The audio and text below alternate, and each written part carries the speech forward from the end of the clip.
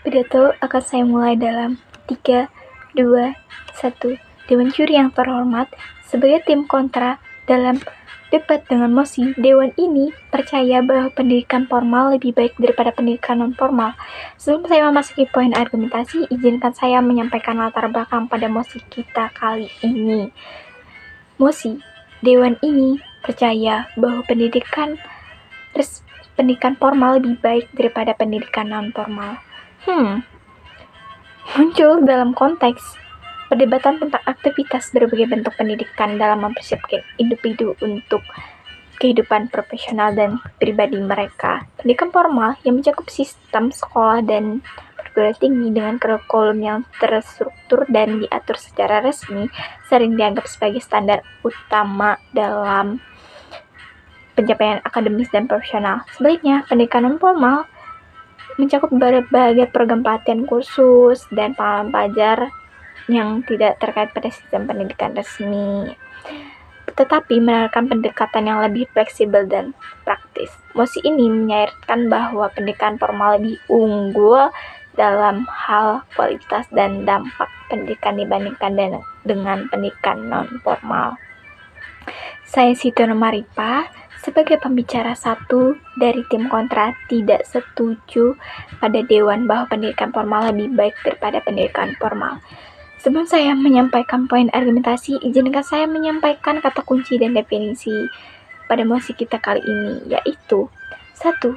Pendidikan formal, 2. Pendidikan non-formal, 3. Kualitas pendidikan, 4. Dampak pendidikan.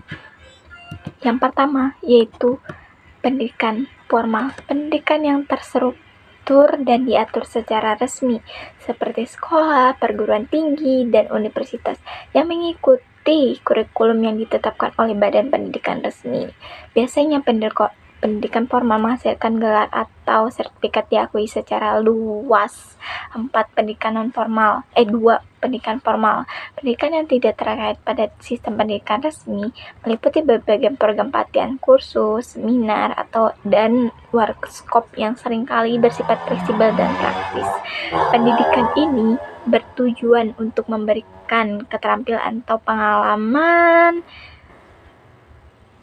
atau pengetahuan khusus tanpa melalui kurikulum formal.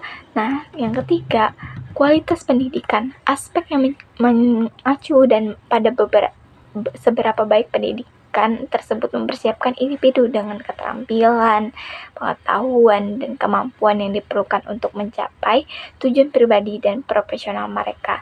4. Dampak pendidikan, pengaruh dari pendidikan terhadap pengembangan pribadi, kesiapan kerja, dan kesuksesan karir seseorang. Sekarang memasuki poin argumentasi sebagai tim kontra. 1. Fleksibilitas dan penyesuaian. Pendidikan non-formal menawarkan fleksibilitas yang tinggi dalam hal waktu, tempat, dan materi pembelajaran. Ini memungkinkan peserta didik untuk menyesuaikan program dengan kebutuhan spesifik mereka dan memilih kursus yang relevan dengan tujuan karir mereka. Dalam hal ini, pendidikan non-formal dapat lebih responsif terhadap kebutuhan individu dibandingkan dengan kurikulum pendidikan formal yang cenderung kaku. 2. Penerapan praktis. Banyak program pendidikan non-formal dirancang untuk memberikan keterampilan praktis yang dapat langsung diterapkan di dunia kerja, misalnya kursus teknis dan pelatihan kejuruan di industri tertentu, yang bisa lebih efektif dalam mempersiapkan dengan teori-teori yang diajarkan dalam pendidikan formal.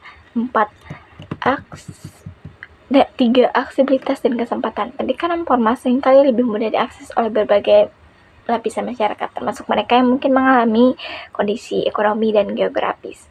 Program-program ini dapat diikuti secara online atau melalui pelatihan komunikasi, memberikan kesempatan kepada banyak orang untuk memperoleh keterampilan dan pengetahuan tanpa harus mengikuti jalur pendidikan formal yang mungkin tidak terjangkau bagi mereka. 4. Inovasi dan renovasi terhadap perubahan. Pendidikan non-formal lebih cepat beradaptasi dengan perkembangan terbaru dalam industri dan teknologi. Kursus-kursus non-formal seringkali menawarkan materi yang terbaru dan relevan dengan tren pasar saat ini.